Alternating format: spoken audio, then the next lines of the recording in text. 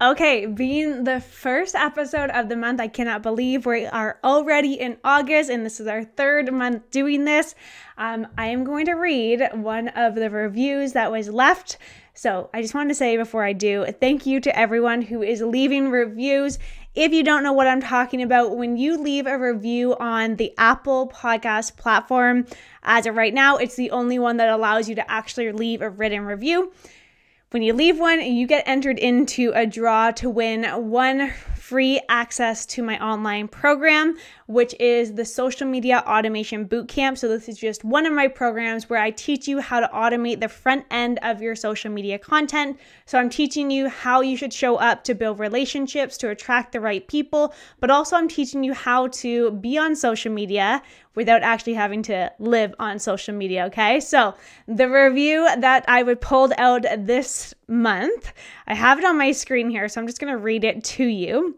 It says, "Worth the listen, fave new podcast. I love all the straightforward tips. Thanks for keeping the episode short and to the point. Can't wait for the next episode." And that was by nickname 95673.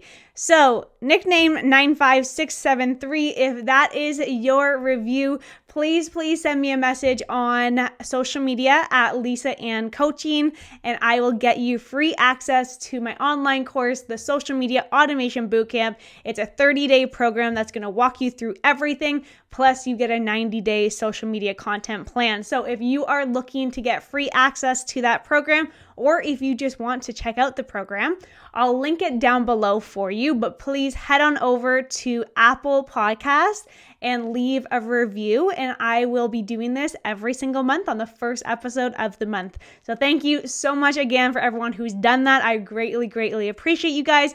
I love doing this podcast stuff. It's super fun for me. So let's just get into the episode. Have you ever wondered if you could just magically increase the hours that you have within the day?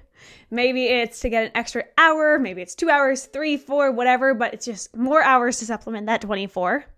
If you have, don't worry, you are not alone. There are some days even where I still feel like that. Trying to balance your life and work isn't easy at all, especially when you are growing. Right now, I feel some days I'm super on point with my schedule and having balance, whereas other days I'm beyond stressed out because I have 5 meetings every day of the week and have zero idea when I'm actually going to find the time to get the work done that I need to do. So let me just say, if you are feeling scattered some days and are looking for more time, you are definitely not alone. Most entrepreneurs feel this way, and it's honestly a constant battle. I also find so many try to really implement a good balanced schedule, but it's one of the first things that flies out the window when they get busy. I know we all want to have a successful business, close relationships with our family and friends, a healthy relationship with ourselves, but really, that's so much easier said than done. Some days your business will take over and be the priority. Others, your friends and family will. But not having that perfectly balanced schedule and being okay with it is something I had to learn. Because really, there's only so many hours in the day and we all have stuff that we want to do and want to accomplish.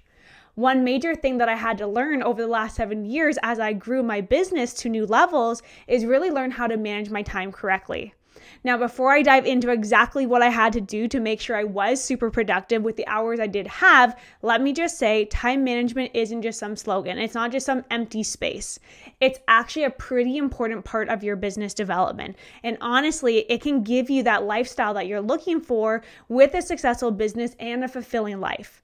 I feel right now it's even more important for me to keep in eyesight because I'm having a baby. Time management is really how I'm going to be able to be that mom I want to be, but also still be that kick-ass successful entrepreneur. Now, obviously at this point, I'm a little unsure how or what that will actually look like in a couple months, but I know what's worked for me in the past, so that's what I'm going to stick to for now.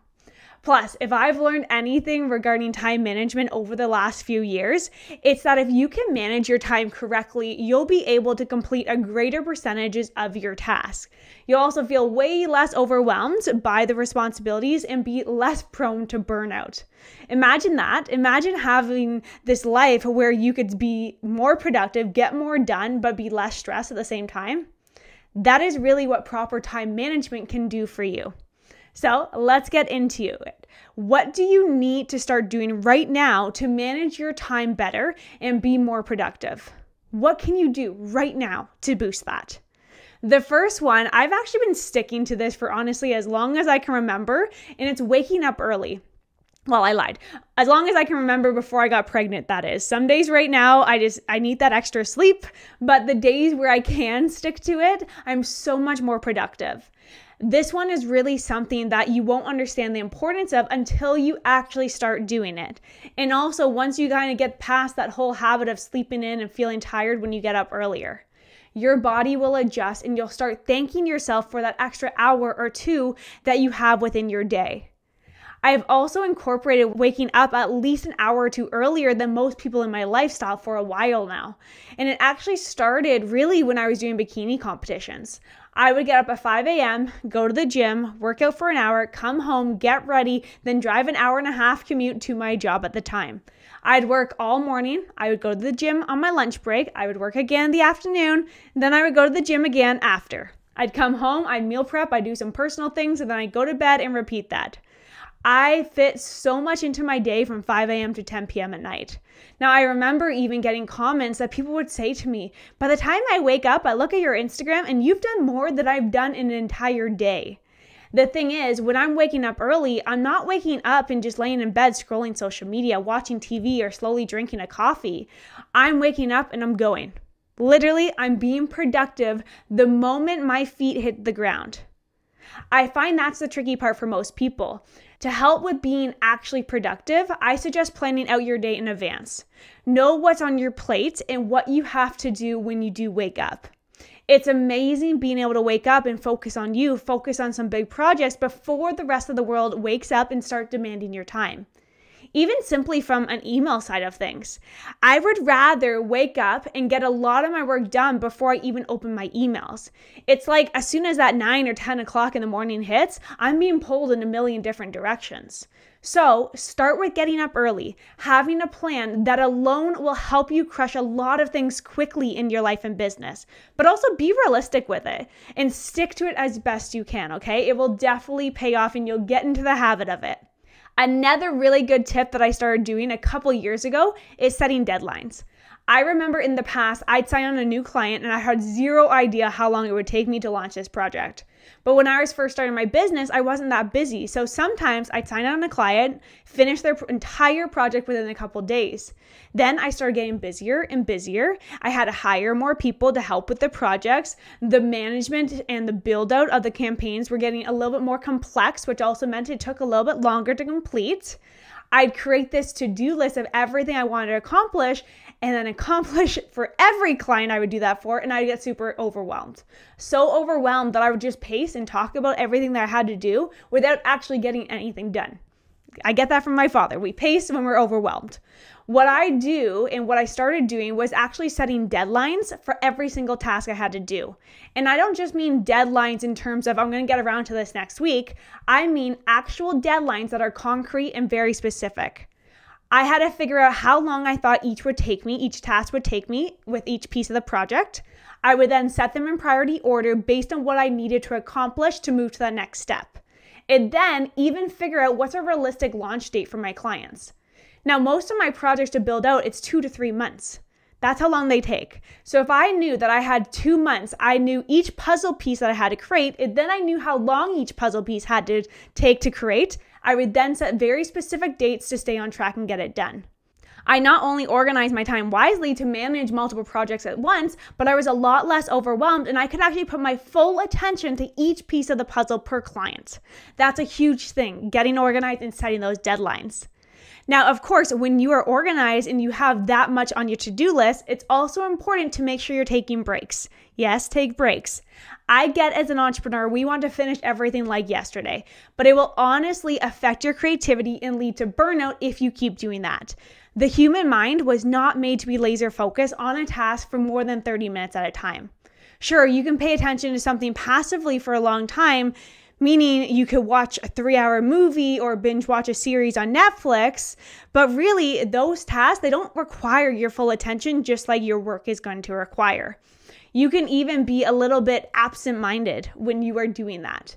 But when it comes to tasks where you have to give it your complete attention and creativity, you're going to need to take breaks. So take breaks every so often, okay? Get up, go get a glass of water. Go for a quick walk if it's around your house or around your block. Do a dance party. Whatever it is that you need to do to disconnect and come back refreshed. And no, I do not mean disconnect for hours. I'm talking about disconnecting for 5 to 15 minutes. Your body and your mind will thank you, but you'll also be able to be more productive and creative with your work. Or another way to think of this one is every time you finish one big task, take a quick break before refocusing on that next task. That's going to help a lot.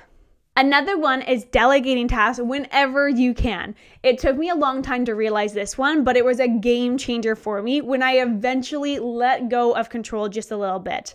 I used to have that mindset that I'll just get it done faster. I'll do it right if I do it myself. And if I couldn't do it, I always wanted to learn how to do it. I've always been this lifelong learner, and I believe if you always have that beginner mindset and are curious about learning new things, you'll grow.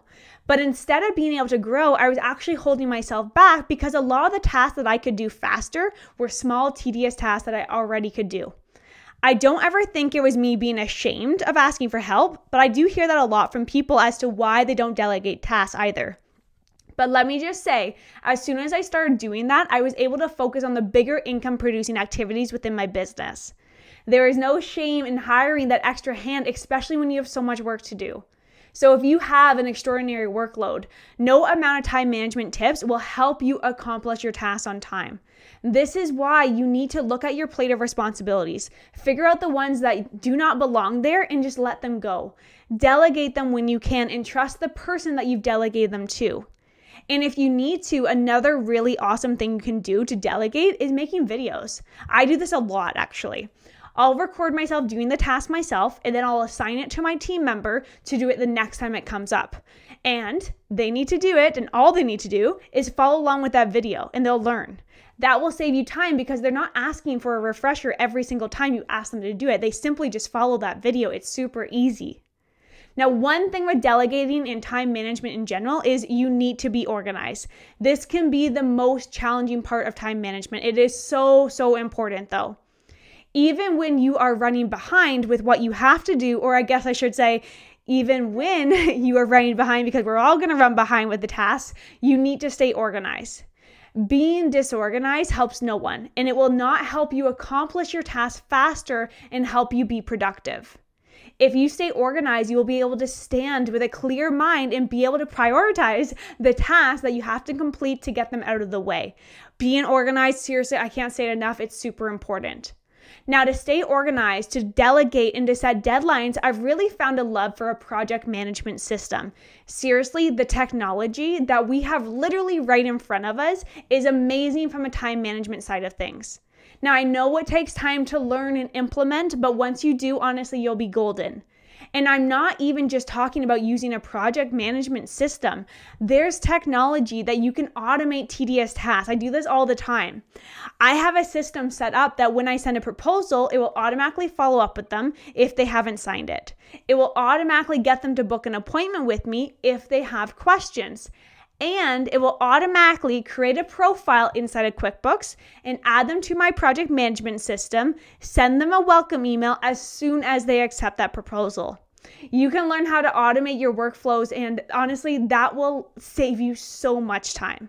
So if you're curious about the automation technique side of things, I do have a guide on the top ones that you should set up within your business. So I am super happy to send that your way. And what I'll do is I'll actually link that right below this episode in the notes below. So make sure you grab that if you're interested in that automation side of things. I'm a huge believer in automation tools, especially as you scale your business. You need to have these systems and processes set up.